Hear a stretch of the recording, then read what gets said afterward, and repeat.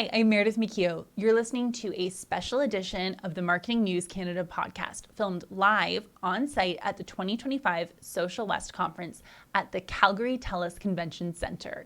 This episode features a conversation with one of our amazing speakers from the event. Let's dive in. Hi, Julie. Thank you so much for taking the time to sit with me here at SocialWest and do a quick little podcast. Thanks so much for having me. I love it. So, Julie, you are the executive director at Kentville Business Community, but you also own your own consulting agency, Julie Ogilvie Marketing and Consulting, or just consulting? Yeah, Julie Ogilvie Consulting. Perfect. Yeah. Can you tell us a little bit about what you do at Julie Ogilvie Consulting? Absolutely. Yeah, I love working with entrepreneurs, solo entrepreneurs, and small businesses who know that they recognize that they need marketing in their business, but they've started their business from a passion, and they really want to be able to spend all of their time focusing on that passion. So how can we find strategies, systems, automations to take some of that marketing heavy weight off of their shoulders, but be effective so that they're getting the results that they're looking for from marketing without having to spend all of their time doing it? Okay, I love to hear that. Working with a small business community is so much fun. It is. It's like so many unique challenges, but it means that there's variety in every single day. And I love connecting with people. So you get to meet so many people this way. So you spoke briefly about how you work with business owners who have a passion for the work. What's your passion? How did you get into this work? Why did you start your own consulting group? I think my passion is people, honestly. I love that. It sounds cliche, but I am a connector. I'm very highly focused on building community and finding spaces where people belong. And I think that I've been chasing that almost my entire life. Finding ways that I can bring different people together and I can build that sense of community and take some of that pressure off of people to do everything alone. A lot of times when solopreneurs are out there, like they have this dream, they have the big idea and they'll start, but then all of a sudden they realize, gee, I feel really isolated. I feel really alone. I'm going to need a network. I'm going to need some support. And so that's part of what I bring, even though we're talking marketing, but it always comes from that community aspect and like, how can we build something that's going to be more sustainable for you and also serve that purpose of filling some of those gaps when you're by yourself and you need those community supports. I can definitely resonate with when you're working with small to medium-sized businesses, it's so much more than just business. These are these people's passions, these are their lives, these are their babies. Right? Yeah. And I think to be a consultant, you have to be really aware of how you work with them because it's not just, okay, it's business, it's whatever, bottom line, this, that, and everything. No, there's such a personal connection and they're so invested in what they're doing.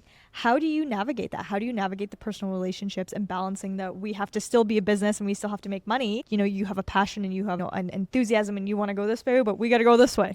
Yeah, it's a tricky one. I feel like there is a lot of education that happens through this because you're right, they're not looking at the numbers. A lot of the times, actually, small businesses aren't looking at the numbers at all. And so part of it is just educating which numbers to look at. So let's look at them together. Let's pull out where you're actually spending your money and your energy, right? Because especially in small businesses, time is money. And when you're spending all of your time doing something, that equates to a lot of resources. So it comes down to saying, what do we need to look at first? Where can we make the biggest bang for your buck? And then how can we tailor our solutions around finding ways that we are drawing that return on investment, something that they aren't even thinking about, but keeping it as low lift as possible. So it's a lot of education and you have to really start from the bottom and fill them in on all of these business pieces. Typically, how long does this education take? From the moment that you meet a founder to the moment that you're like, yes, they're good, we're educated, we're on the run, how long can one expect to have to invest their time? I giggle at that because I feel like people, when they initially reach out to me, want it done tomorrow, right? They're like, can we meet for an hour and we'll solve all of the problems? And I always say, okay, it's probably going to take a little bit longer than that. I find 3 months is a really lovely block of time because there's also some relationship building that has to happen between myself and the founder as well. I need to get to know the insides of their business if I'm going to be really effective. So having the time and space to really dig in is going to make a huge impact. And 3 months is usually about the right amount of time where we can establish some great foundational work.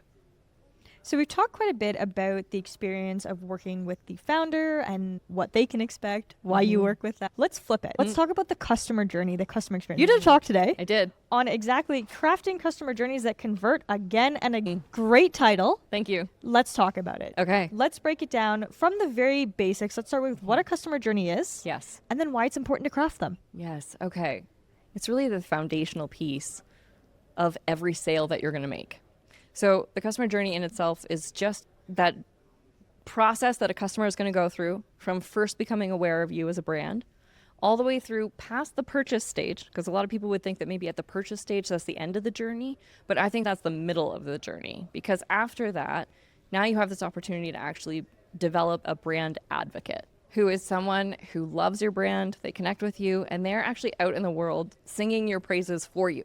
So they're doing the marketing piece for you for free because they love you so much. So that's where we're really trying to go. And in order to get there, we have to get really clear on all of the different steps that are going to be in between those stages and optimize and think about the customer at each one of those stages. Put yourself in their shoes. What do they need in that stage in order to be able to advance to the next one? Okay, so first, obviously, is that awareness piece where they first learn about you. Next, they're considering, right? So they're actually weighing your options against the other options that exist in the market. They're evaluating whether or not this is going to solve their problem. The third stage is the purchase stage. So they're taking a chance on you and they're actually jumping in, they're making a purchase. Like I said, a lot of traditional funnels will stop there because you think, great, they did the thing, we're done. But if you stop there, you're missing out on this whole extra piece, which then goes into the usage phase, which you want to make sure that you're connecting with them so that they feel like they're actually getting the most out of the thing that they've now chosen to purchase. Then we get into a repurchase, because you know that if you can get someone to come back a second time, you're doing something right. So you can build off of those phases and stay connected with them in a different way at this point so that they really feel seen, heard, and valued. And if you can achieve all of that, then you might get to the enviable final stage, which is that brand advocate piece, where they're actually doing your marketing for you because they believe in what you're doing and they love it so much that they are sharing it with all the people that they know. Okay, I love how you had that locked and loaded, ready to go. I talk about it a lot. Now, I know when you're working with small business, we often go back to the fundamentals. There's that education piece, we're laying the strong foundation. Yeah. But let's talk a little bit about, if I was an advanced marketer, what can I learn and what can I remember from the fundamentals that are crucial that can help me, even if I'm in a multinational organization and we're doing so much with our customer experience and our customer journey? Yeah, I think that where we are getting stuck generally in our marketing is that we're focusing too much on that first piece, that awareness piece. There are a lot of tools, there are a lot of ad spaces that can be sold to us in that space. So there's a lot of noise around that. There's a lot of noise around greater client acquisition, and it's really easy to get stuck there. It's less sexy to focus on the second half of that journey and building out what are you doing to take care of the people who are actually investing in you after they've made that first purchase. And so I would challenge even the most seasoned marketers to be looking at their systems in that post-purchase stage and asking, are we doing this well? Could we do this better? And how valued does our customer feel in these phases? Because that will ultimately dictate how much revenue you're able to bring in from those people again and again, which is going to be much more profitable in the long run than focusing all your attention on awareness. That was, I think, a phenomenal piece of advice. Thank you, Julie, you. so much. Loving the coral jacket also. That is such a good color for you. My branding is very bright. I think that's a good way to do it. Just to wrap up here, because we are just getting to the end really quickly. If you were to leave, obviously that was a great piece of advice, but if you were to leave the audience with one thought, one question, something that they should ponder, what might that be? I guess I would ask them, what are the brands that they connect with? When you think about a brand that you absolutely love, that you know that you've talked to your friends about, think critically about what are they doing? Why do you love them? How do you feel valued? And then turn around and say, how could we apply that to our own brand? I love that. Julie, if someone wants to work with you, where can they find you? They can find me at julieogilvie.com or on Instagram, I'm Julie in the Valley. Julie in the Valley. Julie there in the we Valley. go. Thank you so much, Julie. Really appreciate your time today. Thanks for having me. Thanks for listening to Marketing News Canada. For more episodes and other great stories from Canadian marketers, visit marketingnewscanada.com. Thanks to our producers at Social Next Events and our editors at Social Launch Labs.